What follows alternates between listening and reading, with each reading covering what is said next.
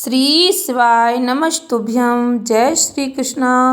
स्वागत है आप सबका आपके अपने YouTube चैनल प्रियंका शास्त्र ज्ञान में।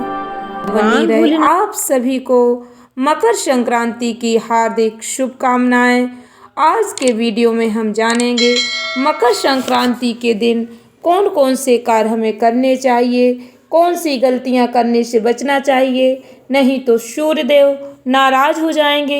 मकर संक्रांति पर कौन से कार्य करने से हमें शुभ फलों की प्राप्ति होती है।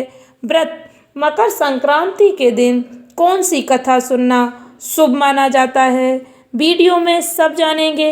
वीडियो में आगे बढ़ने से पहले कमेंट बॉक्स में पूरे भक्ति भाव के साथ हर हर महादेव जय श्री कृष्णा अवश्य लिखें। चैनल पर पहली बार विजिट हुए, पहली बार मेरी आवाज़ सुन रहे तो चैनल को सब्सक्राइब करके बेल आइकन अवश्य दबाएं, जिससे हमारे वीडियो की नोटिफिकेशन आप तक पहुंचती रहे और आपको नई नई जानकारी मिलती रहे। भक्तों, हिंदू पंचांग के अनुसार इस वर्ष मकर संक्रांति का पर्व 15 जनवरी 2024 को मनाया जाएगा। मकर संक्रांति के दिन दान पुण्य करने का बहुत अधिक महत्व होता है। इस दिन कुछ विशेष बातों का ध्यान हम सभी को रखना चाहिए। मकर संक्रांति के दिन हम क्या करें और क्या नहीं, ये जानना हमारे लिए बहुत ही आवश्यक है। हिंदू धर्म में मकर संक्रांति पर्व बहुत ही महत्वपूर्ण पर्व माना जाता है। पूरे देश में इसे हर्ष और उल्लास के साथ मनाया जाता है, बस इसका नाम अलग अलग रहता है। मकर संक्रांति साल का पहला त्यौहार होता है, जिस दिन ग्रहों के देवता सूर्य देव मकर राशि में प्रवेश करते हैं। उसी दिन शीतकालीन संक्रांति के साथ महीने के अंत में लंबे दिनों की शुरुआत होने का संकेत मिलने लगता है। मकर संक्रांति का दिन सूर्य देव को समर्पित होता है, इसलिए भक्तों इस दिन सूर्य देव के पूजन और व्रत का विधान है। हिंदू पंचांग के अनुसार इस वर्ष मकर संक्रांति पर 15 जनवरी 2024 को मनाया जाएगा। मकर संक्रांति को दान पुण्य अवश्य करना चाहिए, क्योंकि दान पुण्य मकर संक्रांति के दिन करने से इसका फल हम सभी को अक्षुण्य प्राप्त होता है। यानी कि मकर संक्रांति के दिन किया गया दान पुण्य कई गुना अधिक वृद्धि करता है। हम सबके जीवन में मकर संक्रांति के दिन किए गए दान पुण्य का बहुत ही पुण्य फल प्राप्त होता है हम सभी को, इसलिए हमें अपनी क्षमता अनुसार इस दिन दान पुण्य अवश्य करना चाहिए। मकर संक्रांति के दिन ब्रह्म मुहूर्त में स्नान का भी विशेष महत्व होता है। शुभ मुहूर्त में स्नान करने का विशेष फल प्राप्त होता है, जैसा कि मैंने पिछले वीडियो में स्नान दान का शुभ मुहूर्त भी बताया है, आप चैनल पर जाकर चेक कर सकते हैं। मकर संक्रांति के दिन हमें कौन सी विशेष बातों का ध्यान रखना चाहिए, ध्यान से सुने भक्तों। इस दिन हम सभी को लहसुन, प्याज, मांस, शराब जैसे तामसिक भोजन को खाने से बचना चाहिए। इस दिन सात्विक भोजन करना चाहिए, तामसिक भोजन नहीं करना चाहिए, सात्विक भोजन बनाकर ही ग्रहण करना चाहिए। मकर संक्रांति के दिन आपको कभी भी बड़ों का अपमान नहीं करना चाहिए, गरीबों का अपमान नहीं करना चाहिए।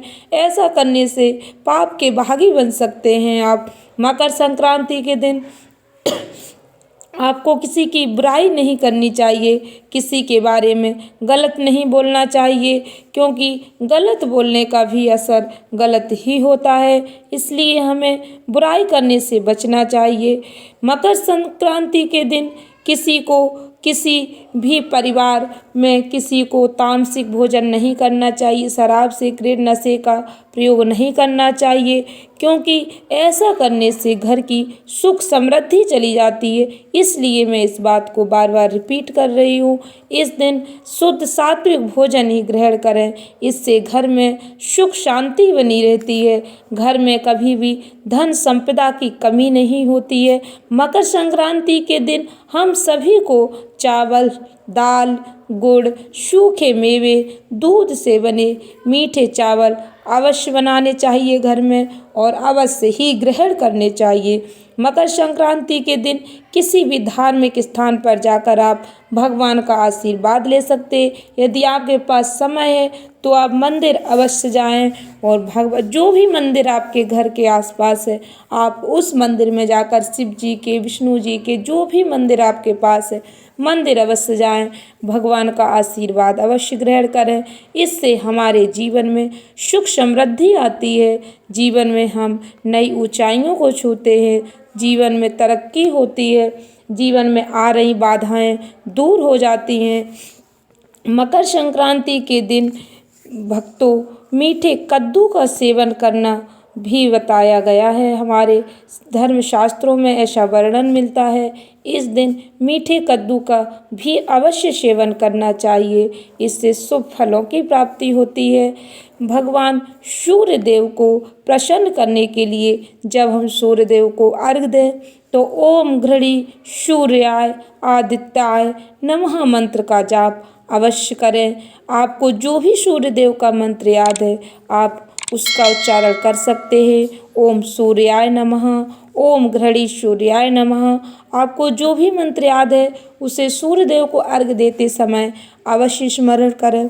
ऐसा करने से सूर्य भगवान मन वांछित फल की प्राप्ति करते हैं, आपके जीवन में आ रही बाधाओं को दूर करते हैं। अब जानते हैं कथा के बारे में। मकर संक्रांति के दिन यह कथा अवश्य सुननी चाहिए। यह कथा सूर्यदेव और शनि के मिलन की कथा है।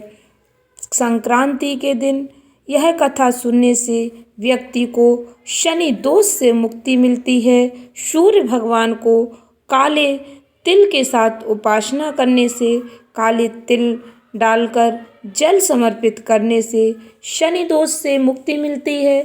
कथा सुनने से जीवन में सुख समृद्धि आती है। पौराणिक कथाओं के अनुसार सूर्यदेव और शनिदेव पिता पुत्र जरूर थे, लेकिन दोनों के बीच रिश्तों में हमेशा कड़वाहट रहती थी। इसका कारण था सूर्यदेव का शनि की माता छाया के प्रति उनका व्यवहार।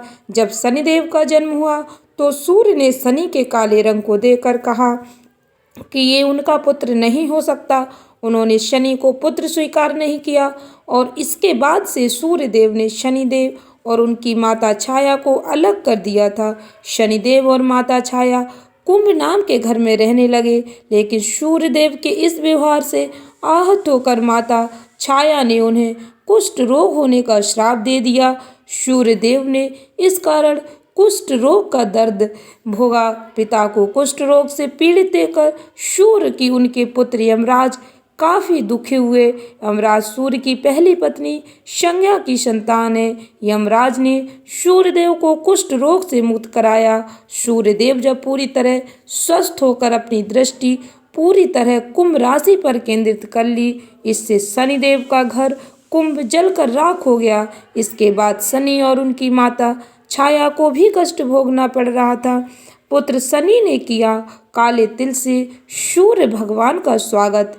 यमराज ने अपनी सौतेली माता और भाई शनि की दुर्दशा देखकर उनके कल्याण के लिए पिता सूर्य से दोनों को माफ करने की विनती की।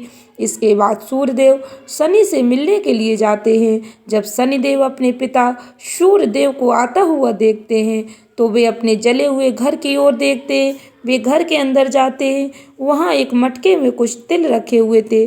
शनिदेव इन्हीं तिलों से अपने पिता का स्वागत करते हैं। कहते हैं शनि के इस व्यवहार से भगवान सूर्यदेव प्रसन्न हो जाते हैं और शनिदेव को दूसरा घर दे देते हैं जिसका नाम है मकर। इससे प्रसन्न होकर शनिदेव कहते हैं जो भी मकर संक्रांति पर सूर्य की उपासना करेगा, उन्हें काले तिल समर्पित करेगा, उसे शनि की महादशा से मुक्ति मिल जाएगी, महादशा से राहत मिलेगी, उसका घर धन धान्य से भर जाएगा। इसलिए जब सूर्यदेव अपने पुत्र के पहले घर यानी मकर राशि में प्रवेश करते हैं तो इसे मकर संक्रांति कहा जाता है। मकर संक्रांति से जुड़ी यह कथा अवश्य सुननी चाहिए। इस कथा को सुनने से शनि दोष से मुक्ति मिलती है। मकर संक्रांति के बारे में और भी कथाएं प्रचलित है। मकर संक्रांति के दिन ही माता गंगा मैया का धरती पर अवतरण हुआ था। उन्होंने राजा भगीरथ की तपस्या से प्रसन्न होकर मकर संक्रांति के दिन ही राजा सगर के 60,000 पुत्रों का उद्धार किया था। इस कथा का वर्णन भी कई धार्मिक पुस्तकों में मिलता है। आशा करती हूँ वीडियो अच्छी लगी होगी। वीडियो अच्छी लगी हो, उपयोगी लगी हो तो वीडियो को लाइक शेयर अवश्य करें। धन्यवाद भक्तों। श्री शिवाय नमस्तुभ्यम।